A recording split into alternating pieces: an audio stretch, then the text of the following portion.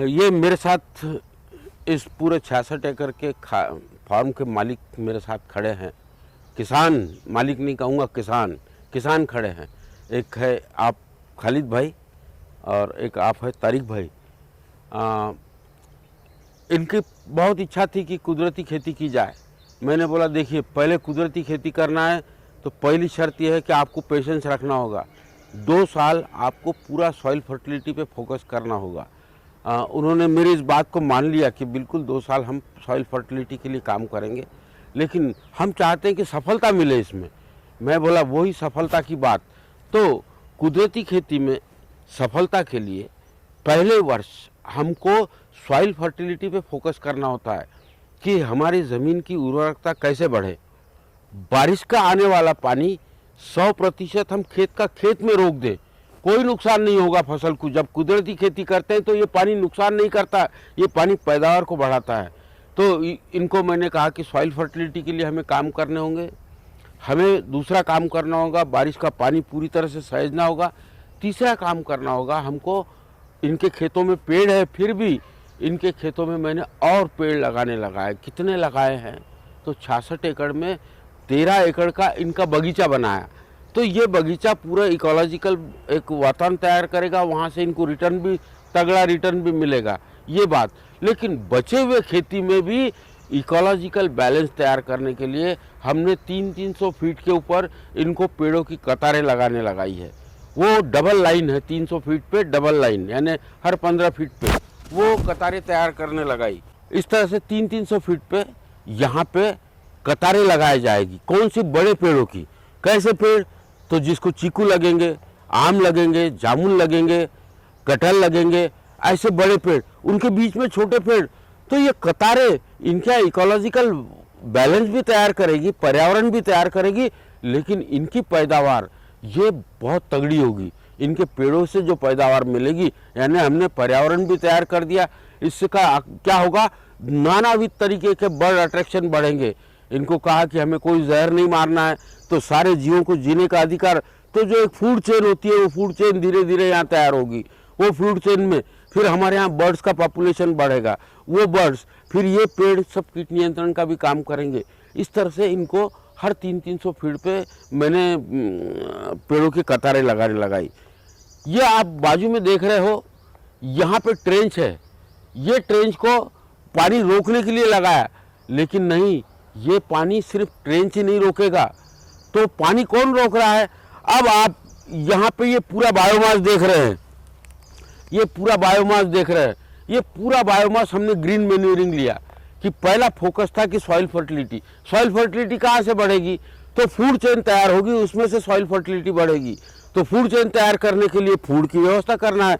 तो ये फूड, सारे जीव जंतु जीवाणु का ये फूड है, ये फूड से उनकी निर्मित होगी और उनकी डेड बॉडियों से भी फर्टिलाइजर बनेगा।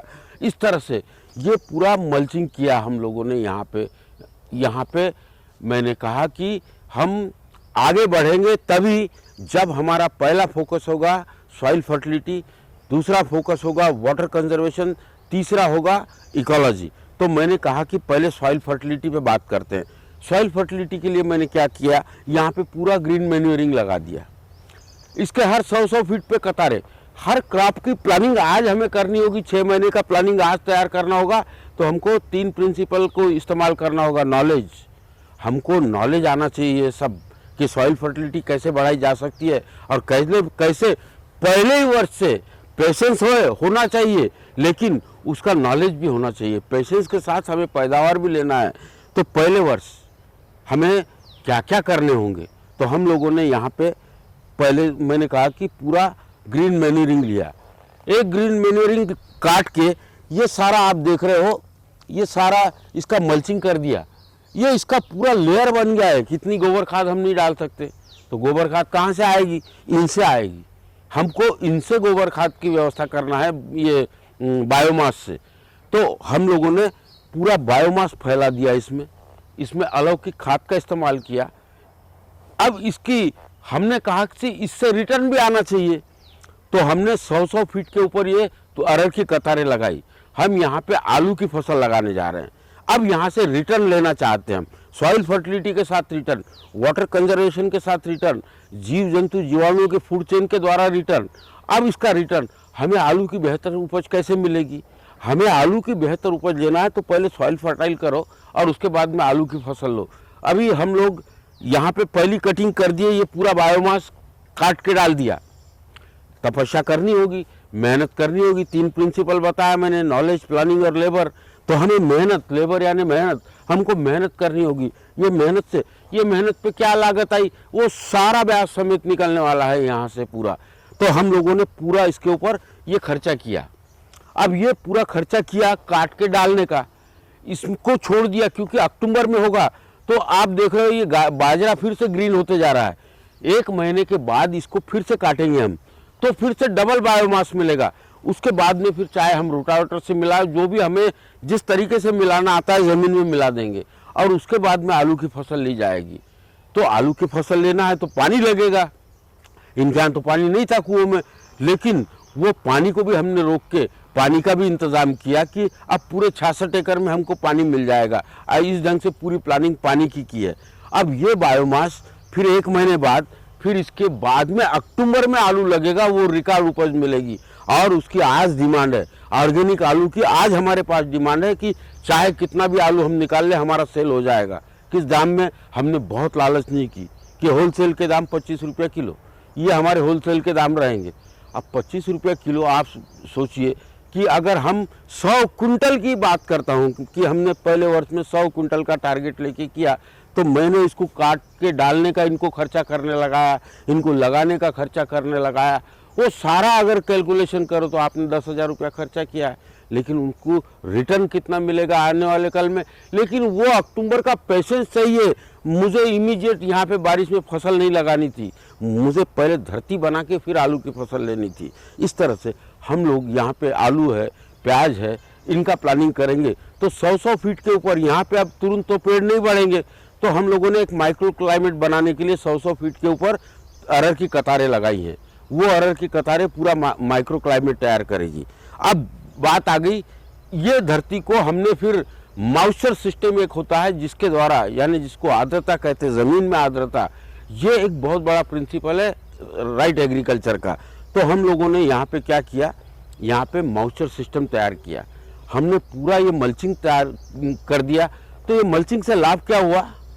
दौड़ने, बारिश का आने वाला पानी जो खेतों में से दौड़ता है, उसको दौड़ने वाले पानी को रुकना सिखा दिया। वो पानी अब दौड़ नहीं रहा है, उसको धीरे धीरे चलना सिखाया। चलने के बाद अब बैठना सिखा दिया। अब वो पानी जगह पे बैठ जा रहा है। तो वो पानी अब हमारी ये ट्रेन तक भी नहीं पहुंच रहा है। यानी कल इतनी रात को हेवी रेन हुआ, उसके बाद भी ये ट्रेन तक पानी नहीं पहुंचा। क्यों? किसने रोका? ये सारे बायोमास ने वो पानी को जगह पे रोक दिया है और जगह पे ही ग्राउंड वाटर में कन्वर्ट हो गया। तो लाभ क्या हुआ? हमारी मिट्टी 1 ग्राम बह के नहीं गई। यानी हम प्लानिंग कर रहे हैं पानी की। मैंने पहले कहा था कि सॉइल फर्टिलिटी की, अब बात कर रहे हैं हम पानी की, कि पानी को, बहते हुए पानी को हमने चलना सिखाया, चलने वाले पानी को रुकना सिखा दिया। अब ये पानी रुक गया। यहाँ पे रुक जाने से क्या हुआ? इतना बायोमास डाला है, उसका बाष्पीभवन नहीं होगा, वहाँ पे एक मॉइस्चर सिस्टम रहेगी, एक फूड चेन तैयार होगी उसमें। वो फूड चेन के तहत सॉइल फर्टिलिटी तैयार होगी, यानी पानी से। अब मेरा कहने का दूसरा तात्पर्य जा रहा है, पहले तो हमने सॉइल फर्टिलिटी की बात की कि उससे फर्टिलिटी कैसे बढ़ाएंगे, तो गोबर की खाद को अलौकिक खाद में कन्वर्ट करके, बायोमास का इंतजाम करके, उसके बाद में महत्वपूर्ण पानी से सॉइल फर्टिलिटी। ये तो अजब बात है कि पानी से सॉइल फर्टिलिटी। जी हाँ, पानी से ही सॉइल फर्टिलिटी बढ़ती है। जो मॉइस्चर सिस्टम तैयार होता है उससे फूड चेन होती है और वो फूड चेन से फिर सॉइल फर्टिलिटी तैयार होती है। इस तरह से हम लोगों ने यहाँ पे पूरी एक पानी के द्वारा फर्टिलिटी का ये सिद्धांत। लेकिन ये पानी जो हमारा चैलेंज है, आज देश का पानी 80% एरिया का डार्क जोन में चले गया है, उसको ग्रीन जोन में चेंज करने के लिए हमने वो पानी को ग्राउंड वाटर में कन्वर्ट किया है। सबसे बड़ा चैलेंज है 80% एरिया। तो हमारा आगे का एग्रीकल्चर, ऐसे अगर किसान हमारे साथ जुड़ते जाएंगे इनके जैसे, तब हम एक बहुत बेहतर व्यवस्था कर पाएंगे, रियल एग्रीकल्चर कर पाएंगे। उसका नाम ही है रियल एग्रीकल्चर, AGREE। हमें अच्छे कल्चर के लिए एग्री होना है। तो ऐसे अगर हम समूहों में आके करेंगे तो 80% एरिया का सोल्यूशन है हमारे पास।